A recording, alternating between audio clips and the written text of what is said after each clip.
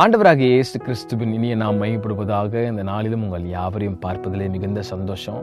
நீங்கள்லாம் சந்தோஷமாக இல்லாதது போல தான் தெரியுது. ஏன் ஏதாகிலும் யாராவது சொல்லிட்டாங்களா?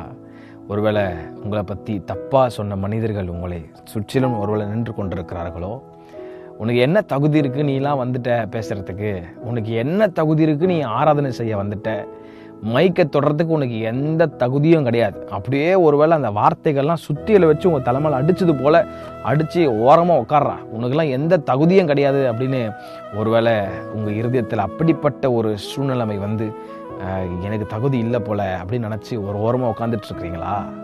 ஒரு அழகான கோட்ஸை வந்து எனக்கு அடிக்கடி ஞாபகம் வரும். ஏன்னா இப்படிப்பட்ட வார்த்தைகளை வந்து என் வாழ்க்கையில் நான் கேட்டிருக்கிறேன். நிறைய பேர் சொல்லி நான் கேட்டிருக்கிறேன்.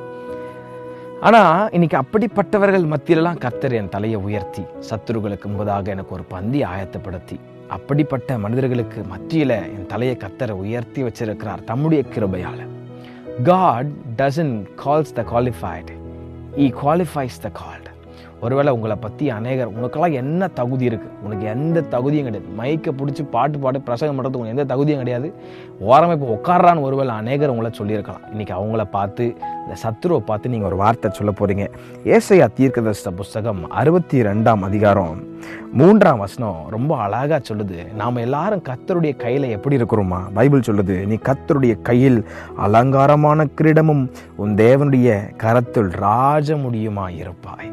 ஒருவேளை இன்றைக்கி உங்களை சுற்றி இருக்கிற அநேகர் உனக்கு எந்த தகுதியும் இல்லை, நீ வந்து எந்த லாக்கியும் கிடையாது அப்படின்னு ஒருவேளை சொல்கிறாங்களா? இன்றைக்கி தைரியமாக அவங்கள பார்த்து சொல்லுங்கள், நான் கர்த்தருடைய கையில் அலங்காரமான கிரீடமாக இருக்கிறேன்.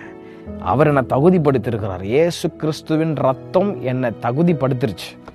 அதனால் இப்படிப்பட்ட எந்த சொல்லுக்கும் வந்து நான் பயப்பட மாட்டேன். Because God doesn't calls the qualified, He qualifies the called. He qualifies the called.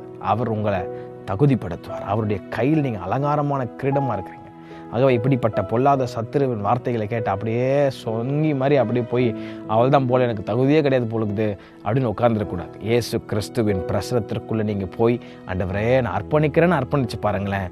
தகுதி இல்லாதவர்களையும் கர்த்தர் தகுதிப்படுத்தி அவர் சமூகத்துக்கு முன்பதாக தைரியமாய் அப்பான்னு கூப்பிடுகிற புத்திர சுவிகாரத்தின் ஆவிய உங்களுக்கு எனக்கும் கர்த்தர் கொடுத்திருக்கிறார். இன்னைக்கு ஒருவேளை அப்படிப்பட்ட செய்திகளை கேட்டு ரொம்ப ஓரமாக உட்காந்துட்டு இருந்தீங்கன்னா கர்த்தர் இன்னைக்கு மீண்டும் உங்களை தட்டி எழுப்புறாரு. எழுந்து புறப்பட்டு போ, நீ பண்ண வேண்டிய பிரயாணம் வெகு தூரமாக இருக்கிறது. Don't forget this quote.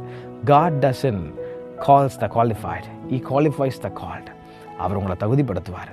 பயப்படாதீங்க. நீங்கள் அவர் கையில் அலங்காரமான கிரீடமும் அவருடைய கரத்தில் ராஜ முடியுமா இருப்பீங்க. கர்த்தர் தாமே உங்கள் யாவரையும் ஆசீர்வதிப்பாராக. ஆமென்.